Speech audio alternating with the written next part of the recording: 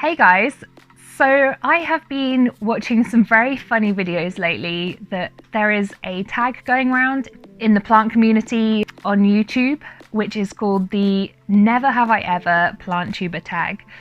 I haven't been tagged personally, however, Nick from Philly Foliage on Instagram, or Nick Pileggi, I think his name is. Nick, I'm really sorry if you ever see this. I'm really hoping I'm not butchering your name. Who is like the god of Latin names on Planttube. So he has done the Never Have I Ever Planttuber tag, and I found it extremely entertaining, and he did extend it to anyone who might want to do the tag as well. So I took that as an open invitation to just go on ahead and join myself in, because if no one invites you, you gotta elbow your way in there.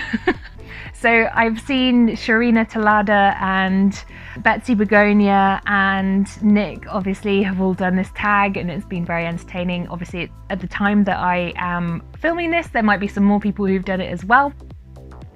So yeah, it's great. I will definitely leave some links below, because I think everyone needs some kind of distraction at the moment in the whole COVID-19 pandemic lockdown situation. So it's very funny.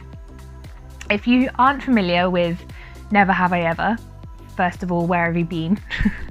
Second of all you need to know is that basically it's a game where it kind of originates between school kids or college kids or university students, etc., where someone makes a statement saying, never have I ever done XYZ, and whoever has done that thing has to take a drink. So today I have my Budweiser. This is actually more than a pint, so hopefully I don't get through this whole thing, but you never know. I've had a sneaky peek at some of the questions through listening to those videos, so I might well end up drinking some more. We'll see. So I think we'll just get into it, because otherwise I'm just going to keep waffling and I'm thirsty. So if you do want to do this, I'm going to tag some people at the end. If you do want to do this, please feel free. I think it's really fun just to extend it to anyone who wants to join in. It's certainly something that just kind of, I think, shows you the human side of anyone on YouTube. If they, well, I think everyone that has done it so far shows their human side anyway. I'm not really sure where I'm going with this. Anyway, so the first question, I've got my handy notepad here. The first question on this list is, never have I ever killed a cactus? And I'm gonna have to drink. I think everyone's killed a cactus. I mean, come on. I feel like you don't know cacti if you haven't killed one, at least one. Refreshing. Number 2 is, never have I ever took a plant cutting that was on the ground with Plant Nursery. Ooh, this one, I've only done it once. I don't generally think that it's an okay thing to do or a good thing to do, but when I was quite new to the whole plant thing, and I happened to be spending a lot of money at this one nursery, I did see a Scindapsus pictus Argyria, I think it is, the silver one. I saw a little cutting on the ground that had been trampled on, and I mean, no one was going to rescue it. If someone from the nursery was going to rescue it, it would have gone in the bin. It was kind of in that sort of state. It had a node, it had a root. I was like, I think I might be able to save this. Lo and behold, I have saved it. Every time I look at it, I feel a little bit guilty. I'm not gonna lie. I don't think I've even shared it on Instagram, because I just don't feel good about it. So yeah, I'm gonna have to drink with that one. Number 3, never have I ever spent more than $100 on one plant. So obviously I don't spend in dollars being in the UK. So I took it upon myself to find out how much that currently is in pounds, and as of today it is approximately £81. Had I done this tag 1 week ago, I would be able to say no. Unfortunately, as of Wednesday, I think, I am the new plant parent to a philodendron verrucosum, which cost me the tidy sum of £89. So that is just over the equivalent amount of $100. So I'm gonna have to drink. I'm gonna get drunk, I think. Number 4, never have I ever bought a plant just because it was trending on Instagram. This one, I don't think, there's nothing that I've consciously bought because it's trending on Instagram, because I tend to prefer the plants that aren't the popular plants on Instagram. However, I feel like I might have bought my Monstera Thai Constellation because of its popularity. I don't know whether that's the case. It might be. It's hard to say. I feel like that's a half drink, okay? I'm gonna half drink. I don't know how I'm gonna half drink, but I'll try.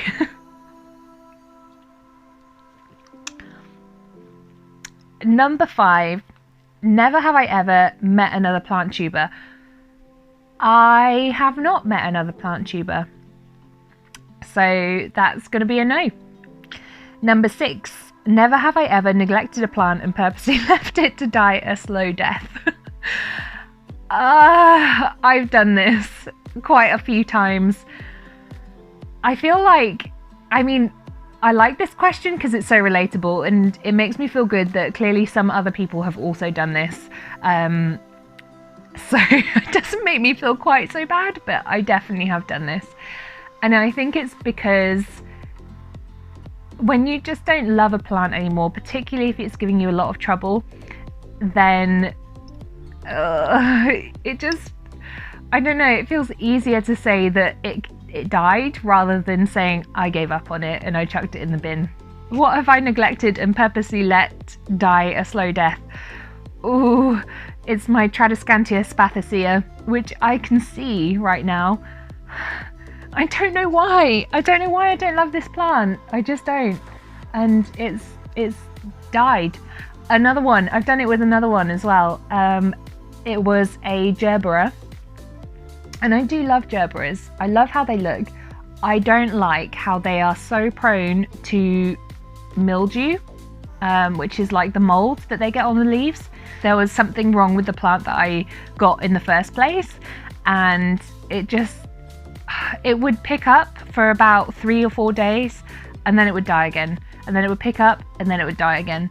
Or like not fully die, but you know what I mean. It would just flop and just look miserable, and then it would get more mildew, powdery mildew, and I just couldn't deal with it, man. Like, I just couldn't. So one day I might have put it in a very dark corner, and I might have just forgotten to water it, and this is so, I feel bad for this, but when I finally found that it had died, I was like, yes. Which is so mean. So yeah, gonna have to drink for that one. Number 7, never have I ever purchased a plant and then after regretted buying it, and if so, what was it?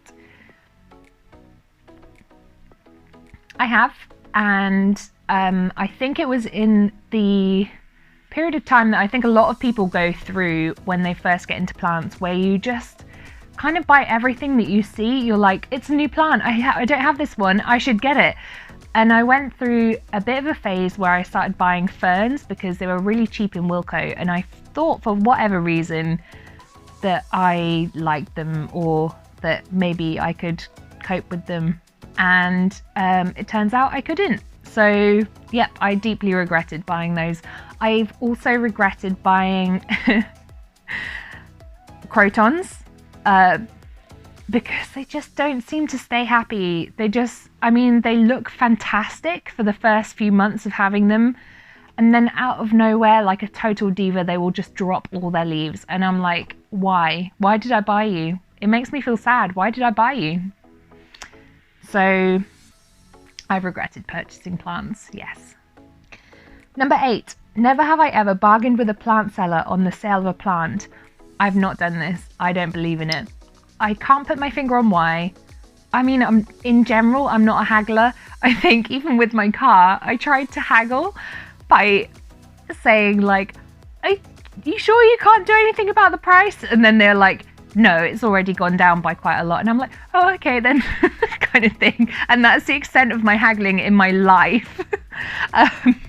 So no, I don't feel comfortable haggling full stop, and even less so when it comes to plants, because particularly for the most part, I nowadays anyway buy from places where they're independent nurseries or they're independent sellers, and I just think it's inappropriate to try and haggle money off of people who are selling independently. So no, I don't. Number 9, never have I ever killed a rare plant. Ugh. So I don't really own any rare plants apart from the begonia amphioxus, which it depends on whether you classify that as a rare plant, but I've killed it. I'm actually on my second begonia amphioxus, which is dying a slow death. I'm not gonna lie, and yeah, so it's a bad one. Number 10, never have I ever travelled over an hour to shop and visit a plant nursery. Shop at and visit a plant nursery.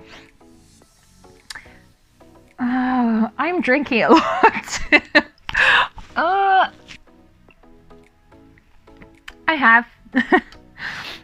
Usually, I think it's mostly Kew Gardens that I would go to, and they kind of are a plant nursery. They kind of aren't. Like, obviously they're a botanical garden, but they have a small nursery. And I'm not gonna lie, I love going to Kew Gardens for the gardens. I think I might equally love visiting the plant nursery that they have there. So yeah, I've driven quite a way, and I've been on the train for quite a way. There's lots of places, honestly, that I've travelled for quite a way. Even IKEA. IKEA is 30 minutes on the train, but then a further 15 minutes walk. If I go by car, it depends on what time of day. It can take half an hour, sometimes it can take an hour. I've been to IKEA. I've gone purposely only to IKEA just to look at the plants. And so, yep, I would say I have travelled over an hour to shop at and visit a plant nursery. Oopsie. Number 11, never have I ever bought a plant that was so large I could barely fit it in my car. No, but yes. I've only recently got my car. I only got my car right at the end of December last year. So up until that point, all of my plant purchasing adventures have been either with my mum's car or they've been on the bus or the train. So there have been a few occasions where I have struggled my way home on the bus with a gigantic plant, to the point where it's not unusual for one of my friends or my acquaintances to bump into me on the walk home somewhere in Bournemouth, and I've got a gigantic tree-shaped plant on my person. Nobody questions it anymore. So yeah, I feel like it doesn't count. I feel like I should slow down on the drinking, so I feel like that's a no. I haven't since I've had a car, so that's fine, right? We're on to the second page. Number 12, never have I ever showered with my plants. I have not. I don't shower with my plants. I'm sure it's fine, but I have such a small shower that if I was to shower with them, they would get a lot of soap on them and in their soil, and I just don't want to do it. I feel like the soap's for me, and it's not designed for my plants. They're not going to enjoy it. I do shower my plants, but it's just not with me. So that one's a no. Number 13, never have I ever went on a no plant buy and it was successful. I think Betsy Begonia struggled with this one because it makes no sense. It probably does make sense, but I think it means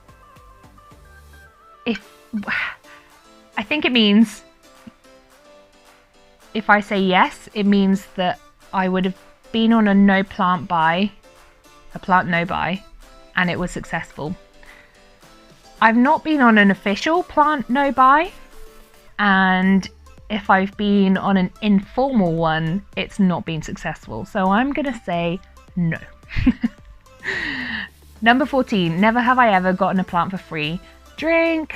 I have been extremely lucky and got a lot of plants for free because I love to swap with people. So I think that counts as free. I've been to a lovely plant swap in Oxford from the Oxford Plant Swap. I have inherited a few plants. My mum has given me cuttings, etc. So, and I have been given plants for birthday presents. I'm already slurring. Birthday presents, Christmas presents, etc. So I have been extremely lucky to have had plants for free.